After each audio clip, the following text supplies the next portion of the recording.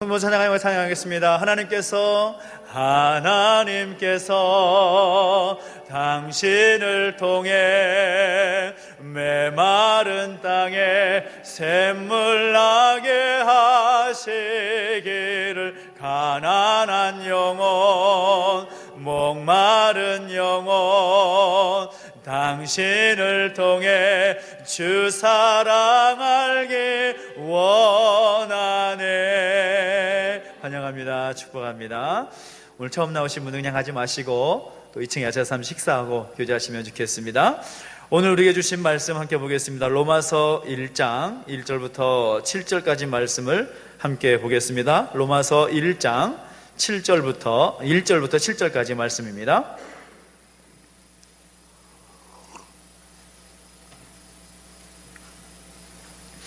로마서 1장 1절부터 7절까지 말씀을 저와 여러분이 한 절씩 함께 교독하고 마지막 절은 함께 봉독하겠습니다. 신약성경 239페이지에 있습니다. 제가 먼저 읽겠습니다. 예수 그리스도의 종 바울은 사도로 부르심을 받아 하나님의 복음을 위하여 택정함을 입었으니, 이 복음은 하나님이 선지자들을 통하여 그의 아들에 관하여 성경에 미리 약속하신 것이라. 그의 아들에 관하여 말하면 육신으로는 다윗의 혈통에서 나셨고 성결의 영으로는 죽은 자들 가운데서 부활하사 능력으로 하나님의 아들로 선포되셨으니 곧 우리 주 예수 그리스도시니라.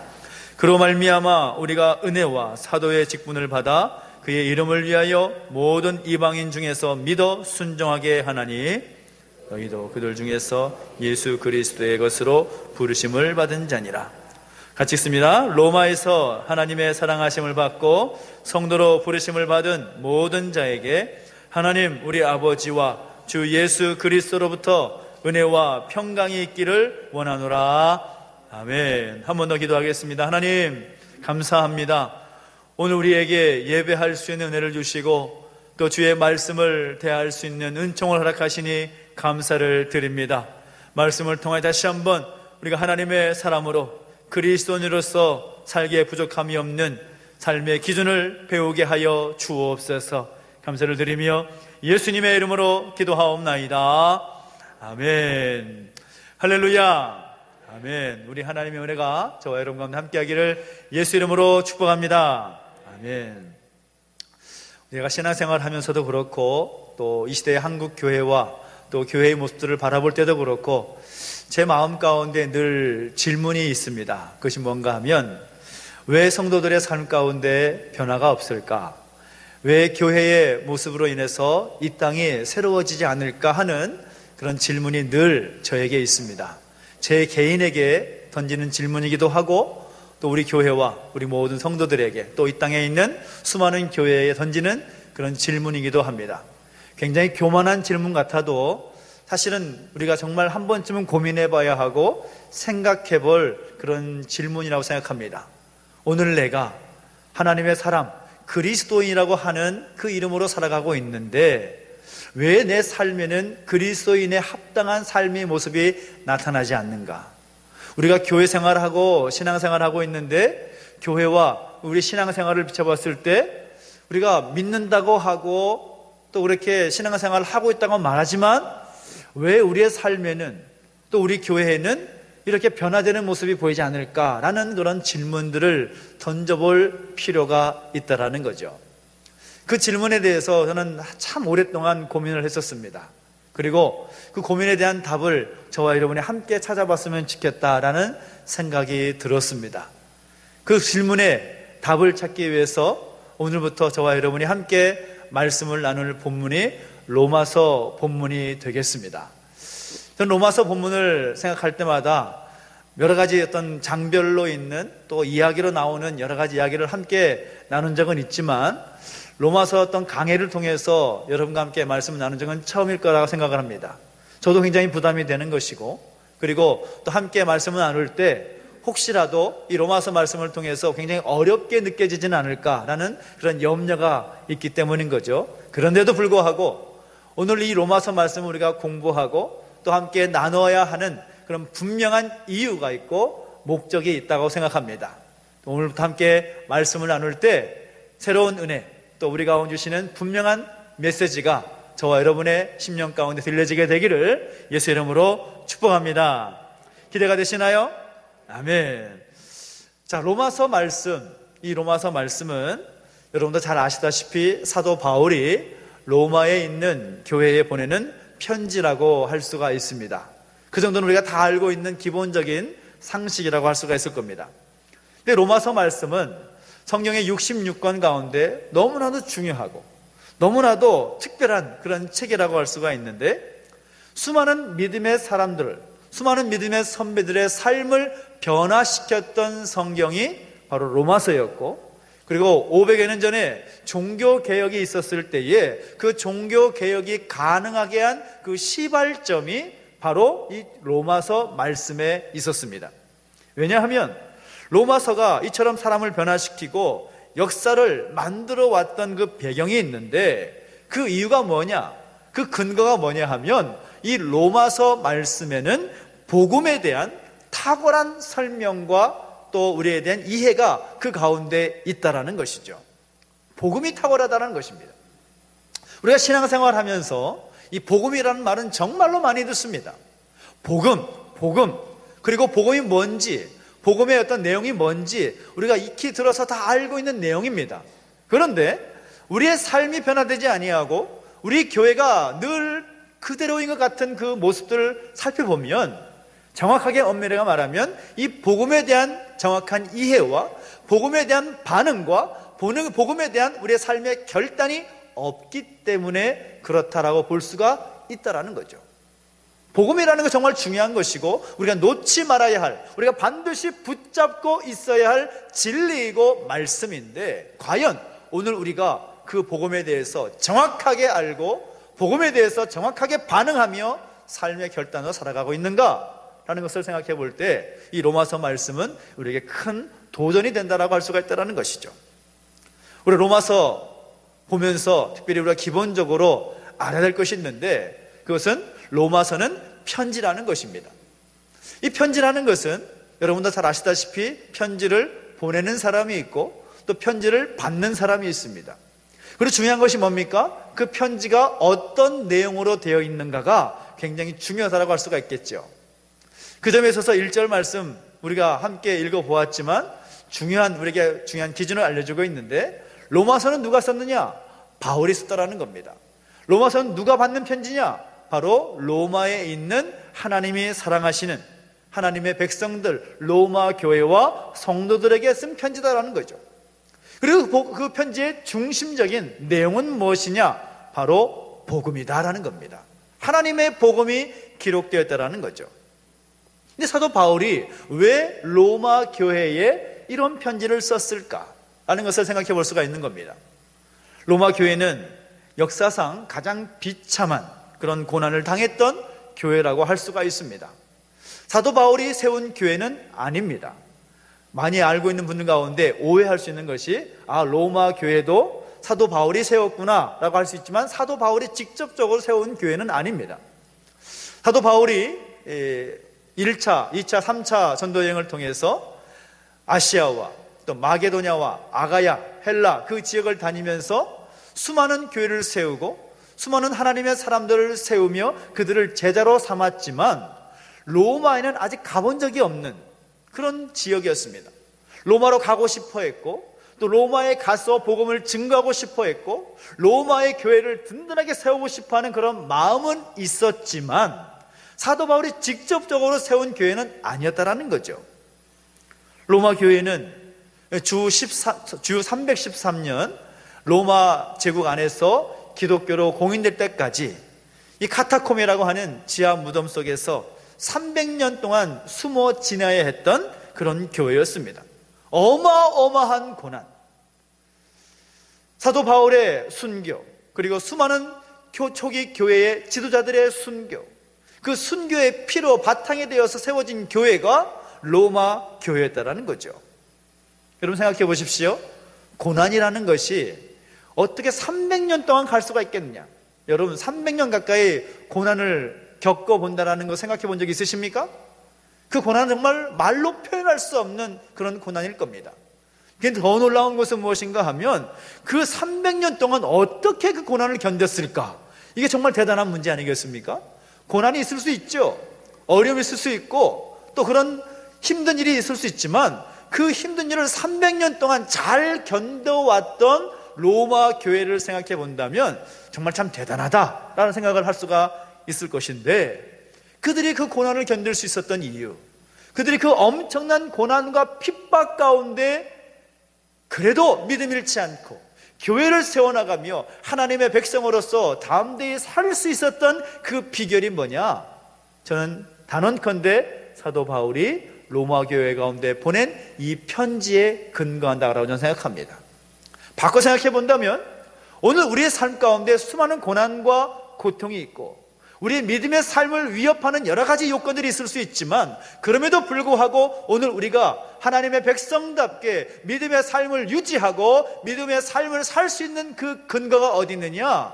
우리가 복음에 대한 바른 깨달음과 복음에 대한 반응, 그리고 복음에 대한 삶의 결단이 있을 때 우리는 그렇게 살 수 있을 줄로 믿습니다.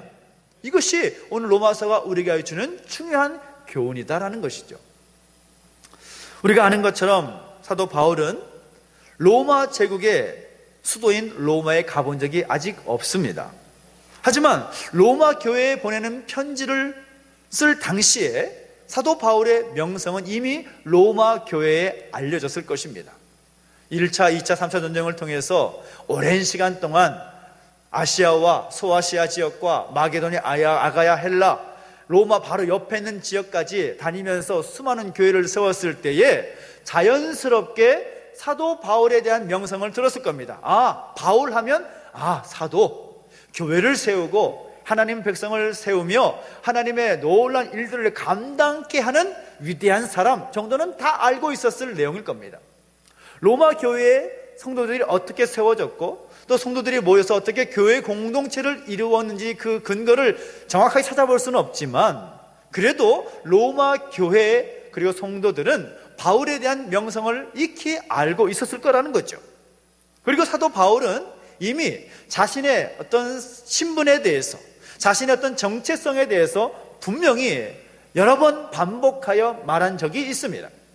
그가 여러 번 핍박을 당하고 여러 번 고난을 당하며 복음을 증거할 때 많은 어려움 가운데 있었을 때에 늘 한사코 자신을 소개할 때 하는 말이 이거죠. 자신은 유대인 중에 유대인이다. 바리새인 중에 바리새인이다. 나는 베냐민 지파이다. 나는 가말렐 학파에서 공부한 율법에 정통한 사람이다. 그리고 자신은 로마 시민권을 가진 사람이다. 이 바울에 대해서 소개할 말은 무궁무진한 말이 많았습니다. 당시에 최고의 학문을 배웠고 최고의 학파에서 율법과 말씀을 배웠고 지식을 배운 사람이었습니다. 또 출신을 봐도 유대인 중에 유대인, 바리새인 중에 바리새인, 로마 시민권을 가진 사람, 어느 것 하나 다른 사람과 비교해 볼 때에 부족함이 없는 그런 사람이었습니다. 그런데 그런 사도 바울의 자랑스러운 이력과 자기 소개할 내용들이 있음에도 불구하고 로마 교회 가운데 보내는 편지 가운데 자신을 소개하고 있는 모습을 보면 참 의아한 그런 모습을 보게 된다는 거죠. 자신을 어떻게 소개합니까? 예수 그리스도의 종이다 라고 말하고 있습니다. 예수 그리스도의 종이다.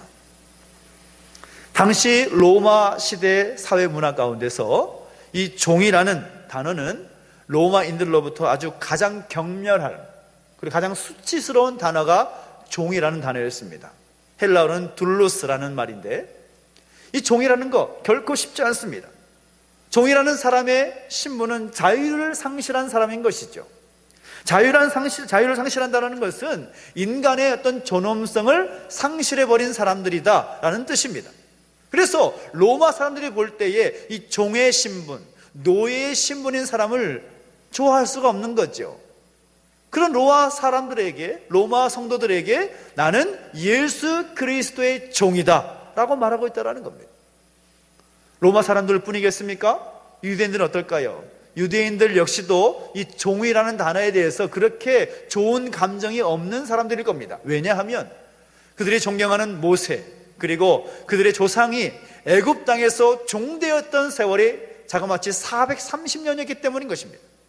그리고 지금은 이스라엘 백성들은 이미 로마 제국의 통치 가운데 있었고, 그리고 식민지 아래에 있어서 살고 있었기 때문에 그들도 역시 당연하게 종이라는 단어를 좋아할 리가 없습니다. 그런데 그럼에도 불구하고 사도 바울은 로마 교회와 로마 교회 성도들이 보내는, 또 그들이 받는 편지 가운데 자신을 소개하면서, 자신을 소개할 만한 수많은 말이 있지만 그럼에도 불구하고 나는 예수 그리스도의 종이다, 그리고 그것에 대해서 굉장한 자랑스러움을 가지고 있다는 것을 보게 된다는 거죠. 그런데 그것이 왜 자신에게 있어서 수치가 아니라 자랑스러운 것이 되느냐? 그 근거를 사도 바울은 1절에서 우리에게 소개하고 있습니다. 1절 말씀 다시 한번 같이 읽어볼까요? 시작. 예수 그리스도의 종 바울은 사도로 부르심을 받아 하나님의 복음을 위하여 택정함을 입었으니 라고 말씀하고 있습니다. 여기 두 가지를 근거를 우리에게 소개하고 있지요. 하나는 무엇입니까? 자신이 사도로 부르심을 받았다라는 것을 자랑스럽게 생각하고 있다는 겁니다. 사도 바울은 하나님이 자신을 사도로 부르셨다는 사실 앞에서 다른 것 내세울 수가 없었습니다. 사도 바울의 인생을 이야기한다면 한마디로 말하면 그는 은혜 가운데 산 사람이다 라고 표현할 수가 있을 겁니다. 하나님의 은혜로 말미암아 그 자리에 있을 수가 있었다는 거죠. 하나님의 은혜가 아니었다면 그는 여전히 지금도 사울이라는 이름으로 살 수밖에 없었을 겁니다. 예수 믿는 사람을 핍박하고 예수 믿는 사람을 잡아서 옥에 가두고 그들에게 핍박하며 고난을 가했던 이 사울의 모습에서 별반 다를 것이 없었을 그의 모습이었을 겁니다. 그러나 그런 그에게 예수님께서 찾아와 주셔서 그를 만나 주시고 그의 삶을 변화시켜 주셔서 그에게 사도라는 직분으로 불러주셨다는 것을 생각하면서 그는 감사하며 감사의 고백을 하고 있다는 거죠. 사도 바울이 사울이기 때문이 아니라 하나님께서 그를 사도로 불러주셨다는 겁니다. 이게 참 중요한 것입니다. 자신을 지칭하면서 나는 사도입니다 라고 말하는 것이 아니라 하나님께서 나를 사도로 불러주셨습니다. 굉장히 차원이 다른 거죠. 여러분 기억하십시오. 아빠나 엄마로 불러주신 것에 감사해야 여러분의 자식, 자녀들이 소중한 법인 것입니다. 여러분의 교회 안에서 하나님께 주신 직분이 하나님께 주신 것을 믿고 감사할 때 그 직분이 소중한 겁니다. 그것이 아니면 그저 직분은 직분대로 끝나는 거죠. 내가 집사요, 장로요, 권사요 하는 것은 하나님이 나에게 주셨다는 걸 생각할 때 그것이 은혜이고 감사한 것이지, 그렇지 않다면 그저 하나의 어떤 우리의 명예, 어떤 우리의 하나의 소개거리, 거기에 불과한 것이라는 겁니다. 사도 바울은 자신을 사도로 부르심에 대한 분명한 확신, 그리고 그 소명의식이 있었기 때문에 기꺼이 나는 예수 그리스도의 종입니다 라고 소개할 수가 있었다는 겁니다. 하나님이 나를 만나주시고 나를 변화시켜 주셔서 예수 그리스도의 은총으로 말미암아 나를 사도로 부르시기 때문에 나는 주님의 종입니다 라고 말할 수가 있다는 겁니다. 그리고 또 한 가지 사실을 보면 이런 것을 보게 됩니다. 1절 하반절을 보면 하나님의 복음을 위하여 택정함을 입었다라고 하는 것에 대해서 그는 자랑스러워하고 있습니다. 자신을 사도로 부르셨다는 것에도 감사하고 좋은데 사도 바울 생각할 때에는 자신에게 사도로 주신 것에 대해서 그 사도로 감당할 그 사명을 주신 것에 너무나 감사한데 그 사명이 뭐냐? 복음을 위하여 택하여 불러주신 것에 대해서 감사하고 있다는 겁니다. 복음에 대해서 자신에게 사명을 주시고 그 사명을 감당하신 것에 대해서 감사하면서 자신이 예수 그리스도의 종된 것에 대해서 기꺼이, 그것은 수치가 아니라 자랑스러움을 말하고 있다는 겁니다. 복음이 자랑스러운 이유가 뭘까요? 사도 바울이 자신에게 주어진 사명, 복음 전파의 사명을 그가 이해하면서 복음을 자랑스러워하는 이유가 뭐냐?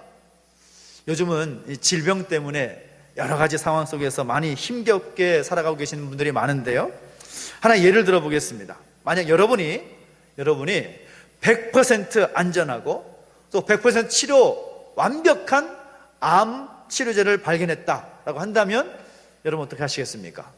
요즘 암이 정말 많지 않아요? 고개만 돌리면 다 암이라고 말합니다.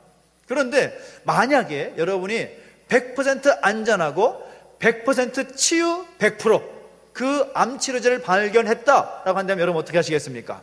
가만히 자리에 앉아 있으시겠습니까? 아니면 여기저기 다니면서 그 치료를 내가 발견했다고 그렇게 말씀을 하시겠습니까? 1번이에요? 2번이에요? 정말 제가 질문을 어렵게 했죠. 어렵게 한 질문입니다. 1번입니까? 2번입니까? 2번이죠. 100% 안전하고 100% 치료 100% 가능하다. 그 치료를 발견했다면 우리는 가만히 앉아있을 수가 없는 겁니다. 야, 이거 먹어봐. 이거 100% 안전하고 100% 다 나올 수 있대. 먹어봐. 뭐 여기저기 다니면서 동서남북 동네방에 다 다니면서 그 사실을 증거했을 겁니다. 사도 바울이 바로 그런 마음이었다라는 거죠. 자신에게 주어진 복음의 전파의 사명, 자신에게 주어진 자신이 갖고 있는 복음, 이 복음이 얼마나 소중하고 귀한 것인가를 그는 알았기 때문에 복음을 위하여 선택받아 그 사명 감당한 것에 대해서 너무나 감사한 겁니다. 그것으로 인해서 자신을 불러주신 예수 그리스도를 생각할 때마다 너무나 감사해서 그가 말하는 고백이 뭔가 하면 나는 예수 그리스도의 종입니다. 그것을 기뻐하며 자랑하고 있다는 거죠. 여러분, 복음이라는 것은 정말 복음을 제대로 알고 복음에 제대로 반응된 삶을 살아가게 되면 그 사람의 인생은 변화될 수밖에 없는 것입니다. 복음으로 인해서 변화된 사람들이 얼마나 많은지 모릅니다. 그러나 반대로 복음을 이해하지 못하고 복음을 대로 살지 못하면, 복음 받은 자로 살지 못하면 우리의 삶은 늘 그 자리에 머물 수밖에 없다라는 거죠. 빌 하이벨스 목사님이 쓴 책 가운데 이런 책이 있습니다. 예수를 전염시키는 사람들 이라는 책이 있는데요, 제가 한 15년 전에 신학교 다닐 때에 읽었던 책인데, 예수를 전염시키는 사람들이라는 책을 보면 믿지 않는 사람들에게 복음을 전하는 이유에 대해서 이렇게 말합니다. 한 생명이 예수를 믿을 때마다 천국에 잔치가 벌어지고 있다고 하는 것을 생각해 보라. 이보다 더 위대한 일이 어디 있는가? 그런 기록의 내용들이 있습니다. 예수를 믿을 때마다 천국에서 잔치가 벌어지고 있다는 것을 생각해 보라. 얼마나 위대한 일인가? 그것이 복음 전파로 가능하다라는 거죠. 그러면 여러분이 질문해 보겠습니다. 복음이 귀한 것입니까? 귀하지 않은 것입니까? 귀한 것입니다. 너무나 귀한 것입니다. 그 귀한 복음을 받은 자로서 그 복음을 말미암아 자신이 먼저 변화가 되었고 다른 사람들, 수많은 사람들에게 복음을 전하면서 그들의 삶을 변화시키는 것이 너무나 귀한 것임을 알았기 때문에 사도 바울은 자신을 종이라고 부름에 대해서 너무나 기뻐하고 감사하며 자랑스럽게 생각했다라는 거죠.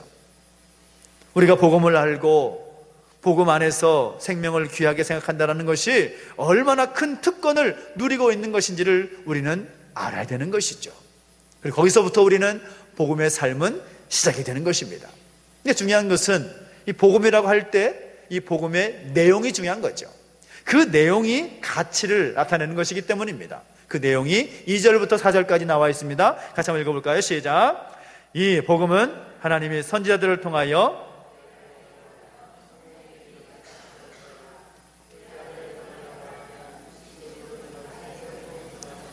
성결의 영으로는 죽은 자들 가운데서 부활하사 능력으로 하나님의 아들로 선포되셨으니 곧 우리 주 예수 그리스도시니라. 아멘. 복음이라는 것은 어느 날 하늘에서 뚝 떨어진 것이 아니라 하나님의 선지자들을 통하여서 그의 아들 예수 그리스도에 관하여서 성령에 미리 약속하신 것이다. 사도 바울이 이렇게 말하고 있습니다. 실제로 사도 바울은 자신이 쓰고 있는 바울 서신 13권 가운데 구약 성경을 정말 많이 인용합니다. 그리고 구약 성경을 이룬 분이 예수 그리스도라는 것을 자그마치 60번 넘게 증거하고 있습니다. 예수님이 누구이시냐? 복음의 핵심이 뭐냐라고 말할 때에 예수님은 육신적으로는 다윗의 혈통이고 예수님의 분명한 인성을 보여주는 거죠. 그리고 영적으로는 성결의 영으로서 죽은 자들 가운데서 부활하신 하나님의 아들이시다. 즉 예수님의 신성을 보여주는 겁니다. 인간의 몸을 입고 오셨지만 그분의 죽으심과 부활을 통해서 단순한 인간이 아니라 그분은 하나님의 아들이시다. 그분이 누구시냐? 바로 예수 그리스도이시다. 이것이 복음의 핵심이라는 겁니다. 예수 그리스도, 예수님이 복음의 핵심이라는 것, 우리가 너무나 잘 알고 있는 내용이지만 우리가 이것을 놓치고 살아갈 때가 너무나 많다라는 겁니다.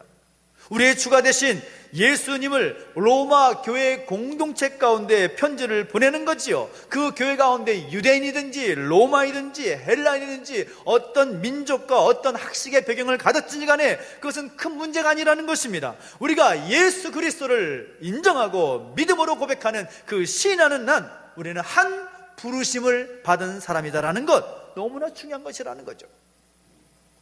우리가 그렇게 중요하게 생각하는 어떤 교단적인 배경이 예수를 그리스도라고 고백하는 것을 넘어서지 못하는 겁니다. 우리가 너무나 중요하게 생각하는 신학적인 전통이 예수를 그리스도로 고백하는 것을 넘어가서는 안 되는 겁니다. 그것에 기초해야 되는 것이죠. 가장 기본인 예수님은 그리스도시다, 예수님은 우리의 구주시다라는 사실을 인정하는 것이 너무나 중요하다는 거죠. 근데 우리는 어떻습니까? 우리가 예수 믿는다, 그리스도인이다 라고 말을 하고 소개하지만 정말 예수 그리스도께서 나의 구주가 되심, 예수님이 나의 주인 되시고 예수님만이 복음의 핵심인 것을 우리의 삶으로 증거하며 나타나는 것에 대해서는 굉장히 안타까운 모습이 우리 가운데 많이 있다는 겁니다. 여전히 내가 드러나야 하고 여전히 내가 바라고 내가 소망하는 것이 드러나야 되는 그런 삶을 살아가는 우리의 모습들, 우리는 반성할 필요가 있는 거죠. 나는 무엇으로 살고 있는가? 나는 무엇을 바라보고 살고 있는가? 예수 그리스도를 인정하고 고백하며 살아가고 있는가? 저에게 던지는 질문이었습니다. 야, 민목사야, 너는 목사라고 하는데 예수 그리스도 중심의 삶을 살고 있니? 복음 중심의 삶을 살고 있니? 라고 질문해 보았을 때 너무너무 부끄러운 거예요. 왜 내 삶 가운데 변화가 없고 왜 내 삶 가운데 능력이 나타나지 않을까? 그것은 예수 그리스도로 인정하지 않고 있기 때문이라는 거예요. 나의 교만함과 나의 부족한 어떤 욕심과 욕망이 그 주님을 주님으로 인정하는 모습에 있어서 너무나 방해가 되고 있다는 거죠. 작년에 새별오름에서 제주 선교대회가 있었습니다. 일주일간 3만 명가량 모여서 함께 주님을 선포하고 찬양하고 예배하고 하는 행사들이 있었는데, CCC 대표이신 박성민 목사님이 또 같이 모여있던 15,000명 가까이 되는 CCC 학생들과 더불어서 하는 어떤 특별한 순서가 있었습니다. 백문백답이라는 순서였는데, 목사님이 질문을 하면 학생들이 똑같은 답을 하는 거죠. 짠 것도 아닌데 똑같은 답을 하는 겁니다. 우리 인생의 주인은 누구이십니까? 모든 학생들이 예수 그리스도. 우리 삶의 주인은 누구이십니까? 예수 그리스도.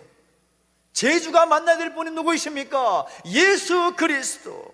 수고하고 무거운 짐자를 부르신 분 누구이십니까? 예수 그리스도. 수십 번을 질문을 하는데 모든 학생들이 일어나면서 선포하는데 예수 그리스도를 선포합니다. 저는 그 선포 가운데 마음이 너무 물렁물렁거리는 거예요. 와, 그렇구나. 우리의 삶의 가장 기본은 무엇이냐? 복음의 핵심은 무엇이냐? 바로 그것은 예수 그리스도라는 사실인 겁니다. 여러분, 여러분의 삶의 가장 기본이고 근거가 되는 것도 역시 예수 그리스도이시기를 예수님의 이름으로 축복합니다. 너무나 명쾌한 대답입니다.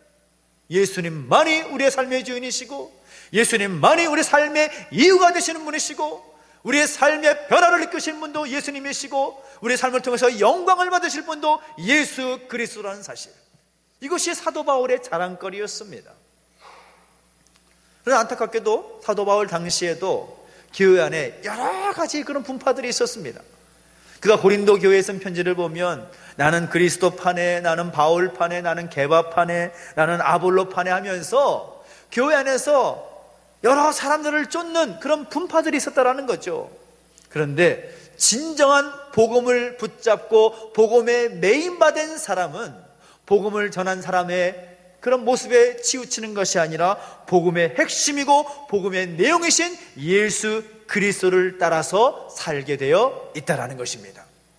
바울을 따라 사는 것도 아니고 베드로와 그리고 아볼로와 그렇게 살아간 사람이 아니라, 그 사람 바라보면서 신앙생활 하는 것이 아니라 예수님만 바라보고 살 수가 있다는 거죠. 그것이 진짜 그리스도인의 모습인 것입니다. 진짜 복음으로 변화된 사람들의 모습이라고 할 수가 있다는 거죠. 물론 우리 신앙생활 하면서 사람 때문에 영향받을 수 있습니다. 얼마든지 우리가 사람과 함께 있기 때문에, 사람과 함께 교제하며 살기 때문에 사람 때문에 영향받을 수 있습니다. 그러나 그럼에도 불구하고 우리의 삶의 근거는 예수 그리스도가 되어야 될 줄로 믿습니다. 우리는 어떤 사람들입니까?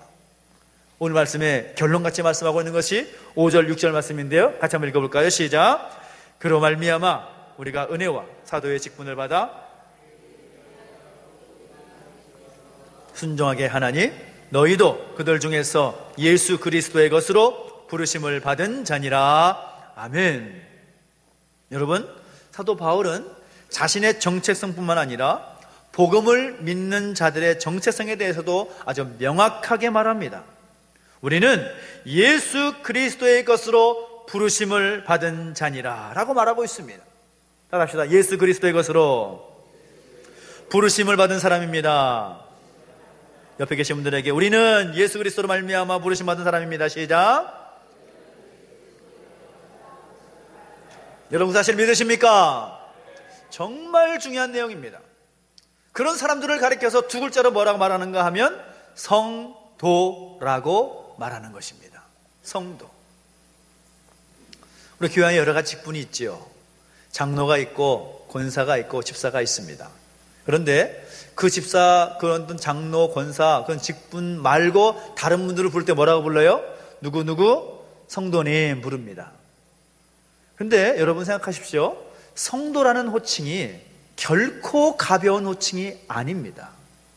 여러분, 성도라는 호칭이 그냥 부를 것 없어가지고 겨우 붙여서 이름 부르는 그런 가벼운 호칭이 아니라는 것입니다.